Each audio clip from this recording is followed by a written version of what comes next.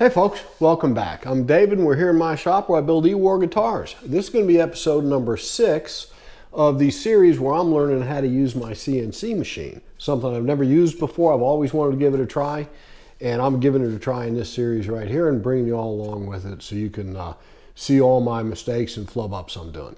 But anyway, in this particular video, it's time to put the CNC aside for a minute, and we've got to get our neck blank going here. And as you can see, this is a multi-laminate neck blank. I'm using walnut, purple heart, and maple veneer in there. And I really dig doing those tapered stripes in there too. I think that looks really cool. Anyway, this video we're going to take this neck blank from some pieces of wood, and we're going to take it all the way to what you see here. Anyway, hope you all stick around and check it out. And if you dig it, how about you give me a like and subscribe. Well, all right, welcome back.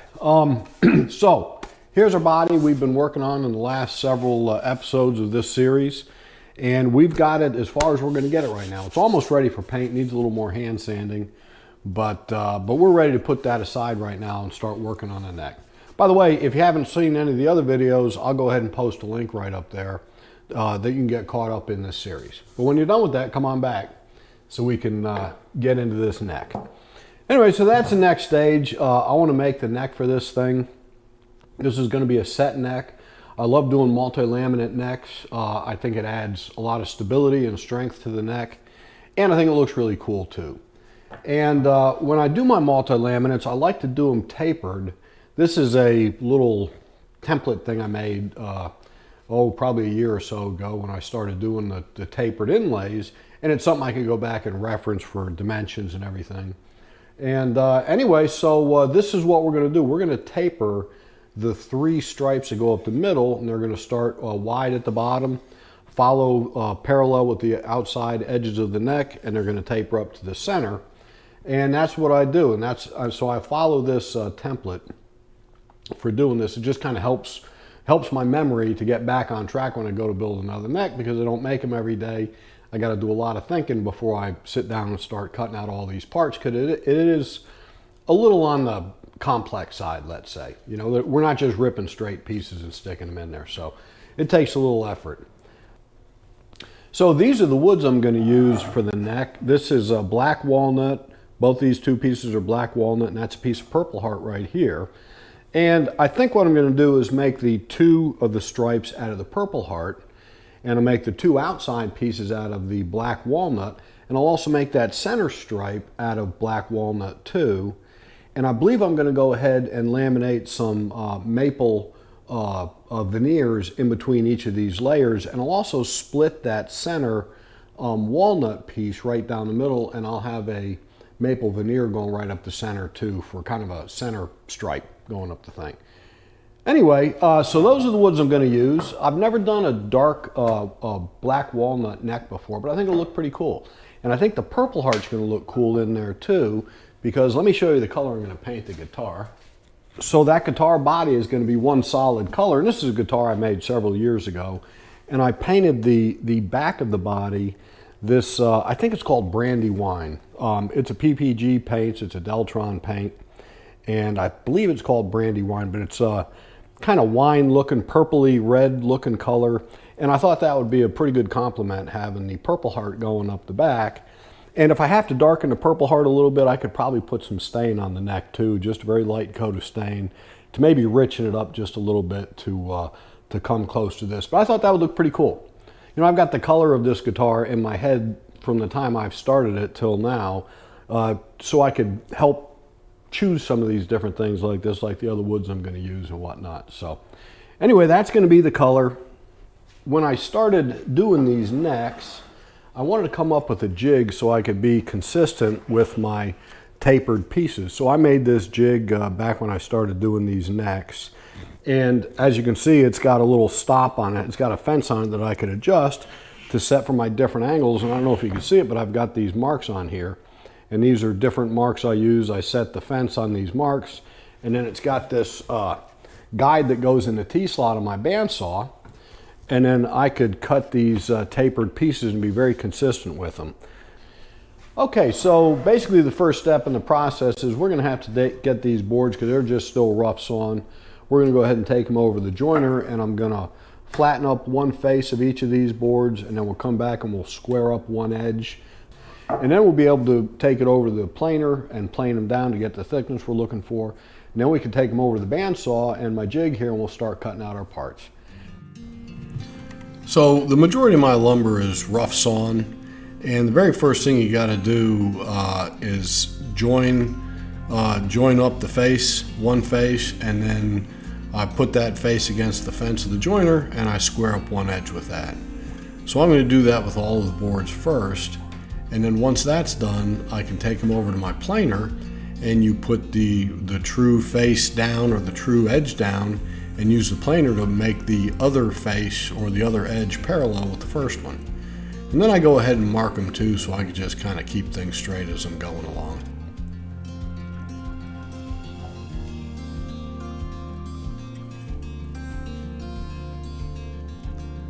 So now once I have all of my pieces, I check them for square and straightness and everything. I'll look at the end grain, and I want to orient all my pieces so the end grain is doing the best possible thing for the end result, whatever that happens to be. And then I'll go ahead and mark my top and bottom of each board so I can kind of keep things straight as I'm moving forward with all this. Okay, so I've got all of my edges joined up, and I've got the thickness correct. I've got the top marked on everything. Now, before we take these over to my alignment jig to cut them out on the bandsaw, I need to go ahead and mark the center, because that center line is going to orient these boards on the jig. So I'm going to go ahead and do that right now, and these blanks are basically 36 inches long, so I'm going to just mark 18 inches here in the middle, square this up. Now you can take them on over to the bandsaw and start cutting away. So I hold my pieces against the fence with some double-sided sticky tape, and that stuff really sticks. I wish I could remember where I got it from, because I'm getting kind of low and I need to get some more.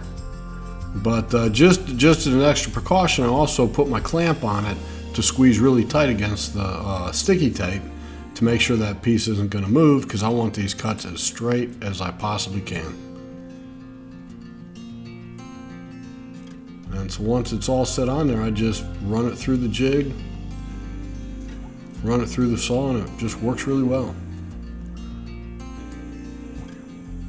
Templates and jigs like that are part of this whole guitar building thing. Without them, you couldn't do it. So now I'm just resetting it onto the new marks for the thinner stripes, and I'm checking it just to be sure. Because like Norm Abrams used to say, measure twice and cut once. So with that Purple Heart, I'm going to be cutting two pieces out of it, two different stripes, and the same with one of the pieces of walnut too. So each time I do the cutoff that I take off of there, I'm going to rejoin that face before I put it back on that fence. So each one of my parts I cut out has at least one true face on it before I cut it, and then I only have to plane the one side. So here I'm sticking it down to my piece of granite, which is super flat. I'm going to wax up the bottom of my plane and just take a couple of shavings off. All I'm trying to do is get rid of the bandsaw marks and get a really nice clean surface.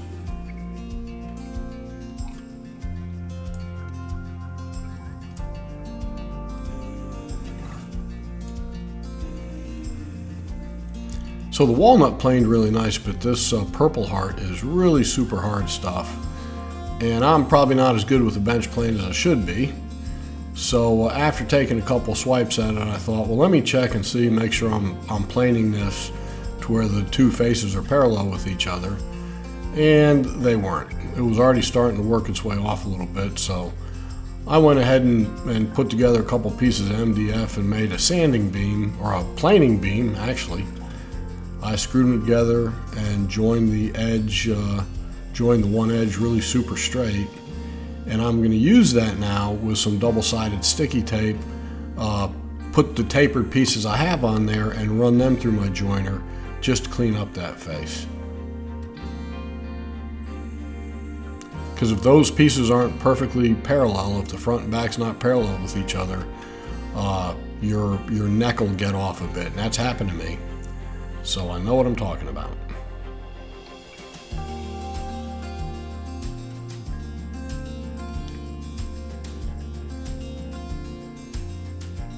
So once I run it through the joiner once or twice to ensure that it's perfectly flat, then I'll take it back over to my plane and I'll take a very shallow pass on it just to get any joiner marks off.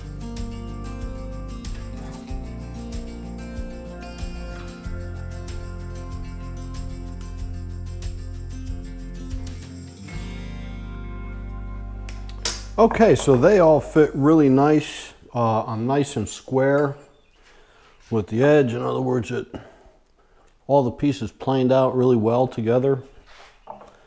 I'm happy with that. And the width, let's check the width.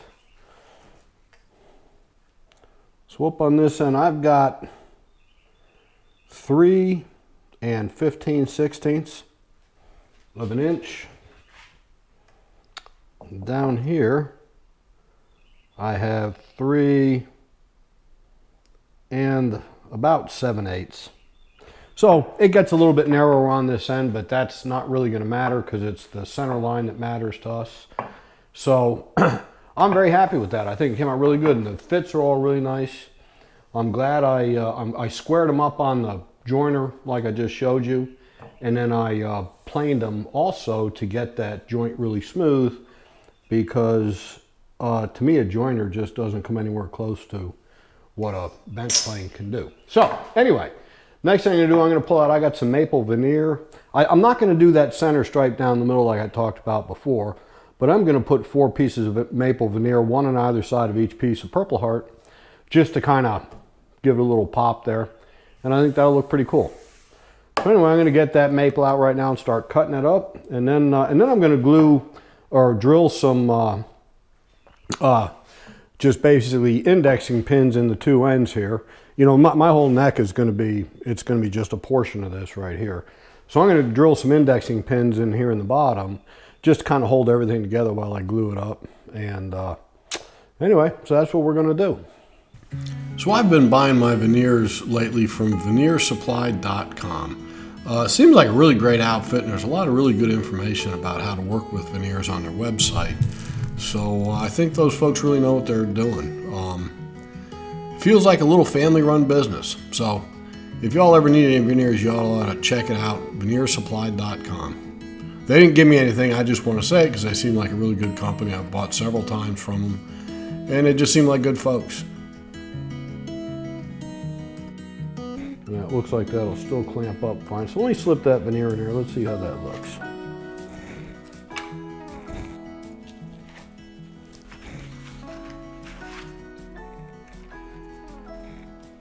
I think I like that.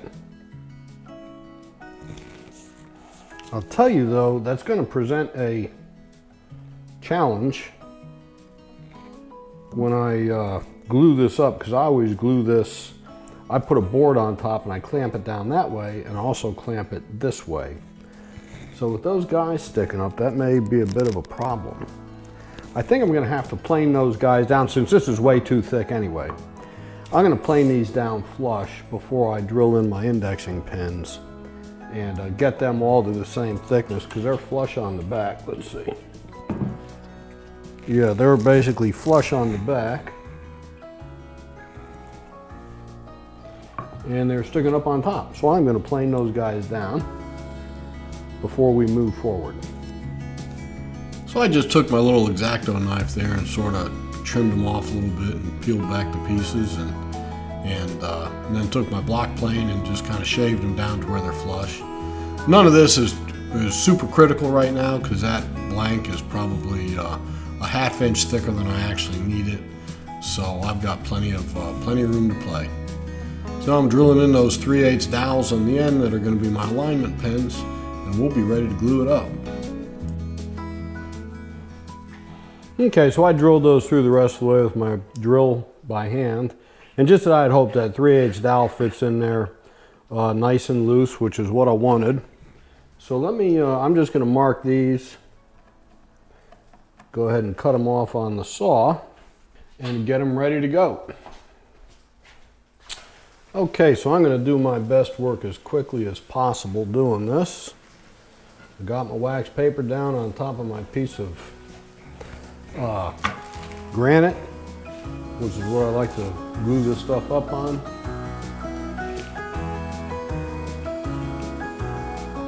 And I'm going to go as quick as I possibly can. You know, I feel like you've probably got about 10 minutes or so to work with that glue before the first pieces you start sticking together begin to bond.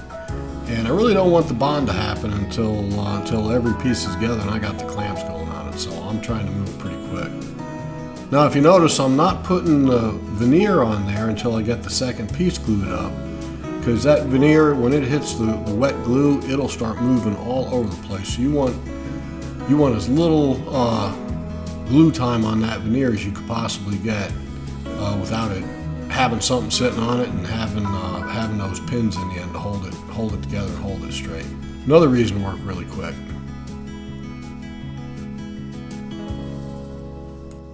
Okay, well, as luck would have it, the battery in my camera ran out just as I had gotten going gluing this up, but and I couldn't stop, of course, because you know there's certain gluing times you got to follow. So anyway, but I just kind of wanted to go over it real quick in case anybody was interested in how I do this. So I've got my wax paper sitting down here and it's on top of a piece of granite, which a granite is very flat. And I've got my dowel pins in the end here, so they're still in, those 3/8 dowel pins, which helped keep everything in alignment. So once I got all the pieces glued together, I turn it down, you know, back down on top of the granite. And I put another piece of wax paper on top and a block of wood here and here. And I clamp it down first, just lightly clamp it. In fact, it's still not clamped very tight down. I just lightly clamp it just to keep anything from shifting or moving like that, because it could do that because this glue is slippery stuff and it tries to move around. So anyway, once I have it held down in place there, then I started on this end here and I just started putting on the clamps. I always clamp from one end to the other. I don't know if it matters. I've heard that some people think that matters, and I don't know, but I do. Kind of makes sense to me. You kind of squeeze it all out through the end. And then I just went through and clamped them and got good squeeze out everywhere. In fact, probably got a little too much glue on it, but that's all right. And I just clamped it on, and I think everything turned out really well. Anyway, so I just kind of wanted to go over that real quick, and I'm going to let this set up overnight. And in the morning, I'll pull this out of the clamps and get that glue off of there and run it through my plane, and we'll see how it turned out. All right, so this thing has been setting up overnight, and it's time to get these clamps off, and let's see how it turned out. There's still a little bit of like uncured glue on top. That's just because it was laying on top and piled up underneath that wax paper and stuff, but I think that's going to be okay.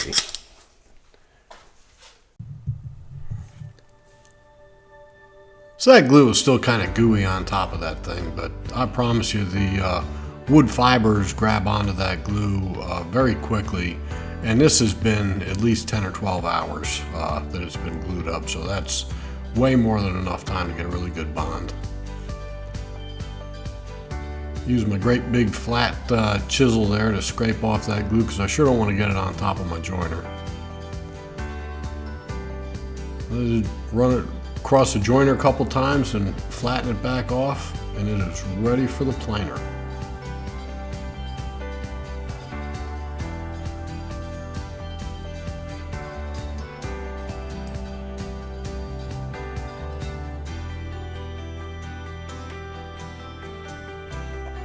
I like to go through and check the thickness because the more accurate this is at this stage, your blank, the better the scarf joint's going to come out, and just the better everything else is going to come out too. So I'm very careful to get this as trued up as I possibly can. Now I'm going to go down, I'm going to true up the outside edges. If you remember a minute ago, I mentioned that it was about a 1/16 of an inch wider on one end of the blank than the other, and I want to get that just dead on. And I want to make sure both outside edges are the exact same width off of the center. So I'm going to go through and mark the center first, and then plane each edge individually to where it's parallel with the center line and parallel with the other edge as well.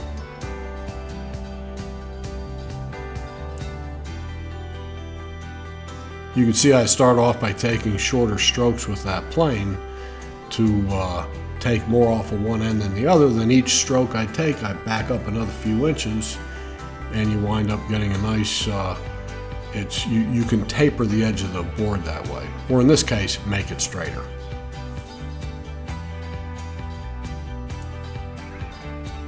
Now I'm going to check the other edge off of the center and off of the opposing edge. When I'm happy with that, I'm going to go ahead and mark it with my scribe tool, so I can go ahead then and square up the opposing edge.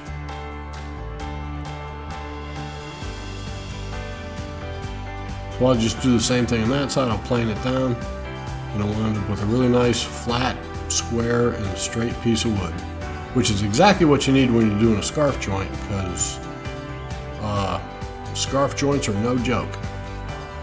And the better this blank is, the better your scarf joint's going to come out.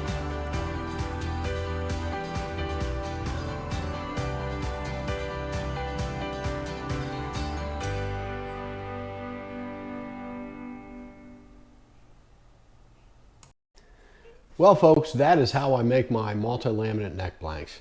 Hope somebody got a little something out of it. I really enjoyed doing it. And I think custom guitars, you know, they need this customized stuff like this. So anyway, I hope y'all dug it. God bless you, and we'll see you all in the next one.